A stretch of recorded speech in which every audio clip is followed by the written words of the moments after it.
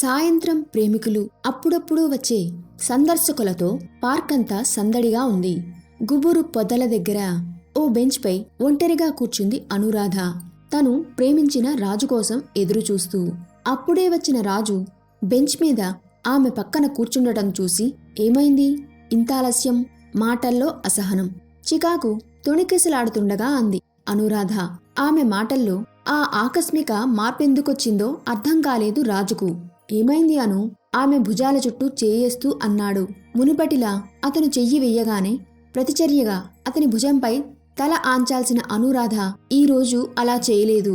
దీన్ని వెంటనే పసిగట్టిన రాజు సీరియస్ విషయమా అనుకుంటూ, ఏమైందిరా, నువ్వు మాట్లాడకుండా అలా ఉంటే నాకు ఎలా అర్థమవుతుంది అన్నాడు. విసురుగా రాజువైపు తల తిప్పి అతని కళ్లల్లోకి చూస్తూ, నీకోసం ఎంతసేపట్నుంచి వెయిట్ చేస్తున్నానో తెలుసా? అప్పుడు చెప్పా రమ్మని. ఇప్పుడా నువ్వు రావటం? ఇప్పుడే ఇలా బాధ్యతారహితంగా వ్యవహరిస్తున్నావు. ఇక మన పెళ్ళయ్యాక ఎలా ఉంటావో ఊహిస్తే క్లియర్గా కనిపిస్తోంది మన ఫ్యూచర్. టపటపా అంది మాటలను. అనురాధ నుండి ఊహించని ఆ స్పందనకు రాజు నోటమాట రాలేదు. ఏంటి, ఏం మాట్లాడావు? తిరిగి తనే అడిగింది. నువ్వు ఆలస్యంగా ఎన్నిసార్లు రాలేదాను? నేనలాగే అన్నానా? వచ్చేప్పుడు కాస్త ఆలస్యమైంది మెల్లగా అని తిరిగి. అసలు విషయమేంట్రా అనునయంగా అడిగాడు. అప్పటి వరకు తమ పెళ్లి జరగదన్న నిరాశతో కోపంలో ఉన్న అనురాధ రాజు అనునయంగా మాట్లాడేసరికి కోపం కాస్త మాయమవుతుంటేనే నీరసంగా రాజు భుజంపై తలానించి, అంతా అయిపోయిందిరా, మన పెళ్లి జరగదు అంది. భుజంపై తలపెట్టిందంటే కోపం పోయినట్టే అని మురిసిపోయాడు రాజు. కాని అంతలోనే బాంబుల్లా పేలిన అనురాధ మాటలకు అదిరిపడుతూ వాట్ అని అరిచాడు. నేను ఆలస్యంగా వచ్చానని మన ప్రేమకి స్వస్తి పలుకుతున్నావా? ఇది అన్యాయం అను, చాలా అన్యాయం కోపంగా అన్నాడు. ఎహే ఆపు, నువ్వు లేటుగా వచ్చావని కాదు అంది స్టడీగా కూర్చుంటూ. మరి నాన్న ఒప్పుకోరని అంత ఖచ్చితంగా నీకెలా తెలుసు? నీకు తెలుసుగా రాజు, మనిద్దరి కులాలు వేరని. నాన్న ఒప్పుకోరు. నిన్నో సినిమా చూసాం, అందులో హీరో హీరోయిన్లు ప్రేమించి పెళ్లి చేసుకుంటారు. వట్టి సినిమా చూసే, ఇలాంటి సినిమాలు చూసే పిల్లలు పాడైపోతున్నారు. అసలు ప్రేమించుకుంటున్నాం గీమించుకుంటున్నాం అనేవాళ్లను నరికి పోగులు పెట్టాలి. అప్పుడు గాని ఇంకెవరు ప్రేమజోలికి పోరు అనన్నారు నాన్న చాలా కోపంగా. ఇక మన విషయం తెలిస్తే నాన్న రియాక్షన్ ఎలా ఉంటుందో ఊహిస్తేనే భయమేస్తుందిరా అసలు విషయాన్ని చెప్పింది అనురాధ తేలిగ్గా నిట్టూరుస్తూ. ఓస్, ఇంతదానికేనా? సినిమా చూసి ఏదో ఆవేశంలో అనుంటారులే. నువ్వు దీన్నే సీరియస్గా తీసుకుని మీ నాన్నే మన పెళ్లి వద్దన్నట్టు డెసిషన్ తీసుకుని విడిపోదామంటే ఎలారా అన్నాడు. నీకు తెలీదురా నాన్న గురించి, నాకు బాగా తెలుసు. ఒకసారి ఏదైనా మాట అన్నాడంటే అన్నట్టే చేస్తారు అని. రాజు కళ్లల్లోకి చూస్తూ, నాకంటే ఎక్కువ నిన్నే ప్రేమిస్తున్నాను రాజు. నీకేదైనా జరగకూడనిది జరిగితే నేను తట్టుకోలేను. అందుకే ప్లీజ్ మనం విడిపోదాం. విడిపోవడమే అటు నీకు ఇటు నాకు మంచిది. ఏయ్ అను, ఏం మాట్లాడుతున్నావు అని ఇంకేదో అనబోతున్న రాజు మాటలను అడ్డుకుంటూ, ఇంక మాట్లాడి ప్రయోజనం లేదు రాజు, నేను బయలుదేరుతున్నా అని లేచింది. నడుస్తూ, ఇక నన్ను మర్చిపోరాజు అంది బుగ్గల మీదకి జారుతున్న కన్నీళ్లను తుడుచుకుంటూ. రాజు అనురాధకి వినపడేట్టు గట్టిగా అరుస్తూ, మన పెళ్లికి మీ నాన్న ఒప్పుకుంటే నీకు ఓకేనా అన్నాడు. వేగంగా అడుగులేస్తున్న అనురాధ మొహంలో ఆనందం. నడకాపి తల తిప్పి రాజువైపు చూసింది. అతని వైపు ఆరాధనగా చూస్తూ తలూపింది ఓకే అన్నట్టు. కాని అంతలోనే తండ్రి గుర్తొచ్చి నిరాశతో అక్కడి నుండి వెళ్ళిపోయింది. మరుసటి రోజు ఉదయం సమయం 7 గంటలు కావస్తోంది. ఏదో పనిమీద వాకిట్లోకొచ్చిన పూర్ణిమ అనురాధ తల్లి యథాతథంగా చుట్టూ చూసింది. ఇంటి ముంగిళ్లలో రోడ్డు మీద జనాలు ఏదో గుసగుసగా మాట్లాడుకుంటూ ఎదురింటి సత్యనారాయణ ఇంటివైపు చూస్తున్నారు. ఏమైందో అర్థం కాలేదు పూర్ణిమకి. పక్కింట్లోకెళ్తున్న పనిమనిషి లీల కనపడగానే లీలా అంటూ పిలిచింది. ఏంటమ్మా అంటూ వచ్చింది లీల. ఏమైందే, వీధిలో జనాలందరూ ఏదో మాట్లాడుకుంటున్నారు చిన్నగా అడిగింది పూర్ణిమ ముక్కు మీద వేలేసుకుంటూ. మీకు తెలీదా అమ్మా, ఎదురింటి సత్యనారాయణ కూతురు వాణి లేదు, ఆ పిల్ల లేచిపోయిందంట అంది. పూర్ణిమ అది వినగానే అవునా అంటూ నోరెళ్లబెట్టింది. ఎవరినో కులాంతర పిల్లగాన్ని ప్రేమించిందంట. ఇంట్లో చెప్తే తల్లిదండ్రులు ఒప్పుకోలేదట. ఇంకేముంది, తెల్లారి లేవగానే ఆ పిల్లగానితో లేచిపోయింది చెప్పింది లీల. ఏం మాయరగం వచ్చింది ఆ పిల్లకి అంటూ ఉన్నా పూర్ణిమ గుమ్మంలో అలికిడవడంతో వెనుదిరిగి చూసింది. ఎప్పుడొచ్చాడో తెలియదు గాని గుమ్మంలో నిలబడున్నాడు ఆమె భర్త రాధారాం. సరే లీలా, నువ్వెళ్ళు అని వెనుతిరిగి భర్త దగ్గరకొచ్చింది. ఇది విన్నారు అంటూ లీల చెప్పిందంతా చెప్పి అంత పని చేసిందేంటండి ఆ పిల్ల? లక్షణంగా ఉండేది. చిచి, ఇంతకి బరిదెగిస్తుందనుకోలేదు అంది భర్తతో. సత్యనారాయణ రాధారాం చిన్ననాటి మిత్రుడు. అంతా విన్న రాధారాం క్షణం కూడా అక్కడ నిలబడలేకపోయాడు. నారాయణ ఇంటికి ఎళ్ళొస్తానుండు అంటూ తక్షణమే అక్కడి నుండి కదిలాడు. ఏదో లోలోనే గొణుక్కుంటూ ఇంట్లోకి నడిచింది పూర్ణిమ. స్నేహితుడితో మాట్లాడి గుమ్మం దాటుతున్న రాధారాంకి అటుగా రోడ్డు మీద మాట్లాడుకుంటూ వెళ్తున్న వారి మాటలు వినబడ్డాయి. కూతురు గురించి గోపలపోయేవాడుగా, చదువులో ఫస్టు, దాంట్లో ఫస్ట్ అని, లేచిపోవడంలో కూడా ఫస్టే అయింది ఈ గల్లీలో అనడం. దాంతో మిగతా వాళ్లంతా గొల్లున నవ్వటం. రాధారాం వెనకే వచ్చిన సత్యనారాయణ విన్నాడు. వాళ్ల మాటలు భరించలేక మౌనంగా లోపలికెళ్ళిపోయాడు. వాళ్లన్న మాటలకు అవమానంతో మిత్రుడు ఇంట్లోకి వెళ్లడం చూసి తట్టుకోలేకపోయింది రాధారాం హృదయం. చిచ్చి, ఏం మనుషులు వీళ్ళు! కూతురు చేసిన పని కంటే వీళ్ల మాటలే వాణ్ణి ఎక్కువ కృంగదీస్తున్నాయి. కూతురు చేసిందానికి తండ్రి తలదించుకోవాల్సిన పరిస్థితి వచ్చింది. కర్మ అనుకుంటూ తమ ఇంటివైపు బయలుదేరాడు. సోఫాలా కూర్చున్న భర్తతో వెళ్లారా అడిగింది పూర్ణిమ.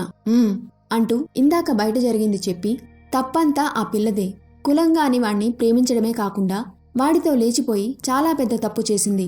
తల్లిదండ్రులను బయట మొహమెత్తుకుని తిరగనివ్వకుండా చేసింది. అయినా ఆ పిల్లనని ఏం లాభం? మాయమాటలు చెప్పి ఆ పిల్లని వలలో వేసుకున్న ఆ వెధవని 4 తన్నాలి ముందు అన్నాడు కోపంగా. అనురాధకి రాజు ఫోన్ చేసి ఇవాళ ఆమె నాన్నతో తమ పెళ్లి గురించి మాట్లాడతానని చెప్పాడు. ఆ ఆనందంలో హాల్లోకి వచ్చిన ఆమెకి ఎదురింటి వాణి విషయంలో తండ్రి అంటున్న మాటలను వినగానే గుండె జారినట్టయింది. సమయం 8:30. బ్రేక్ఫాస్ట్ ముగించి టేబుల్ ముందు నుండి లేస్తుండగా రాధారాం మొబైల్ మోగింది. వాష్ బేసిన్లో త్వరగా చేయి కడుక్కుని ఫోన్ రిసీవ్ చేశాడు.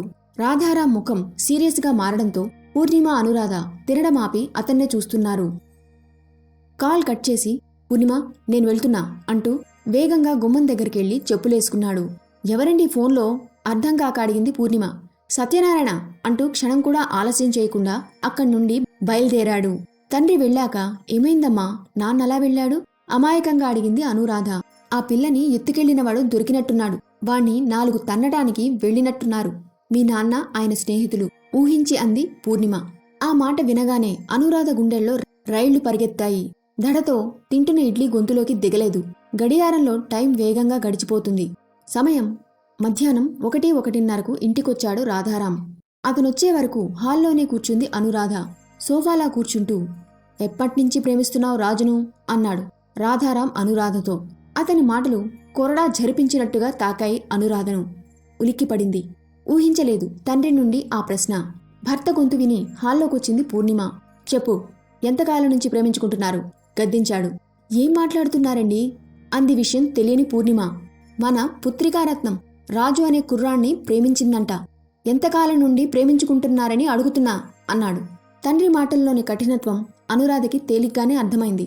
అది వింటూనే, హోరి భగవంతుడా, ఎంత పని చేస్తువే, పరువు గంగలో కలిపావు కదే, ఏం తక్కువ చేశామని మా మీదిలా కక్షగట్టావు, తల కుట్టేసినట్టు చేశావు కదే పాపిష్టిదానా. కూతురు నెత్తిమీద టొంగులు పొడిచి ఏడుస్తూ కూర్చుండిపోయింది పూర్ణిమ. మాటలు రానట్టు బిగుసుకుపోయింది అనురాధ భయంతో. నెల గడిచేలోపు అనురాధకి పెళ్లి చేసి అత్తవారింటికి పంపించేశారు రాధారాం, పూర్ణిమలు. ఆ రోజు సాయంత్రం ఎప్పట్లానే కాఫీ కప్పు తెచ్చిచ్చి భర్తకెదురుగా కూర్చుంది పూర్ణిమ. ఏం ఆలోచిస్తున్నారండి అంది.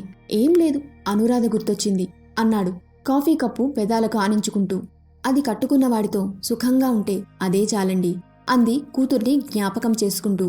ఏదో గుర్తు రావడంతో, నా డైరీ, పెన్ను తీసుకురా కాఫీ తాగి కప్పును టేబుల్ మీద పెడుతూ లేచెళ్ళి తీసుకొచ్చింది పూర్ణిమ. దీన్ని ముట్టి నెల దాటుతోంది అనుకుంటూ డైరీ తెరిచాడు. ఒక్కొక్కటిగా జరిగిన సంఘటనలన్నీ గుర్తొచ్చాయి రాధారాంకి. వాటిని అక్షరాలుగా మలిచి డైరీలో రాయడం మొదలుపెట్టాడు. అందరిలా ఆలోచించే తండ్రినే నేను కూడా, కాని నా ఆలోచన మారింది అని రాసే కంటే ఓ సంఘటన మార్చిందని రాయడం కరెక్టు. వాణి కులంగాని అబ్బాయిని ప్రేమించి లేచిపోయిందని తెలిసినప్పుడు ఆ పిల్ల తల్లిదండ్రులు ఎంతగా బాధపడ్డారో, బాధతో వాళ్ళని ఎంత దూషించారో కళ్ళారో చూసిన నాకే తెలుసు. కులం, మతం వీటినే చూస్తూ కనీ పెంచిన పిల్లలను వదులుకోవడానికి కూడా సిద్ధపడ్డ వాణి, ఆమెను ప్రేమించిన అబ్బాయి తల్లిదండ్రులకి ఆ రోజు ఓ కాల్ వచ్చింది. ఆ ప్రేమ జంట విషం తాగి ఆత్మహత్యకు పాల్పడిందని, ఆస్పత్రిలో ఉన్నారని. ఆ కాల్ ఎవరు చేశారో, ఎందుకు చేశారో తెలియదుగాని ఆ దేవుడే చేయించాడనిపించింది నాకు ఫోన్ చేసి ఇంటికి రమ్మన్నాడు నారాయణ. వాణి ఆత్మహత్యకు పాల్పడిందని విన్నా నాకే బాధ అనిపిస్తే కనీ పెంచిన ఆ తల్లిదండ్రులెంత బాధపడుండాలి. వాళ్లను చూస్తే నా గుండె తరుక్కుపోయింది. ఎంతగా ఏడ్చారో, పాలిపోయిన్నాయి వాళ్ల ముఖాలు. అప్పుడు వాడు నాతో, ఒరే, వాణి చేసిన పనికి కోపం వచ్చిన మాట నిజమే, కాని అదింత అఘాయిత్యానికి ఒడిగడుతుందనుకోలేదురా. పరువు, ప్రతిష్ట, కులాలు, మతాలు అంటూ నా కూతుర్ని దూరం చేసుకున్నాను కదరా. ఒరే, నా కూతురు నాకు కావాలిరా, చిన్న పిల్లాడిలా ఏడుస్తూ అన్నవాడి మాటలు నా గుండెల్ని కదిలించాయి. మేమంతా హాస్పిటల్కి వెళ్లేసరికి వాణి ప్రేమించిన అబ్బాయి తల్లిదండ్రులు కూడా ఉన్నారు. అప్పుడు తెలిసిన నిజమేంటంటే ఆత్మహత్య చేసుకుంది వీరి పిల్లలు కాదని. ఆ విషయం తెలిసేసరికి ఆ ఇద్దరి తల్లిదండ్రులు సంతోషంతో ఒకరికొకరు కులాలను పక్కన పెట్టి ఆలింగనం చేసుకున్నారు. అదే క్షణాన వాళ్ల పిల్లలకి పెళ్లి చేయాలని నిర్ణయించుకున్నారు. ఆ సంఘటన నా కళ్ళు తెరిపించింది. ఏ కులమైనా, ఏ మతమైనా బ్రతుకుంటేనే కదా అవన్నీ ఉండేది. చనిపోయాక అసలు ఆత్మ ఉంటుందో లేదో కూడా తెలియదు. ఒకవేళ ఆత్మ ఉన్నా అది ఎక్కడికి వెళుతుందో కూడా ఎవ్వరికీ తెలియదు. అలాంటప్పుడు బ్రతికున్నప్పుడు వీటన్నింటినీ ఎందుకు పట్టించుకోవాలి?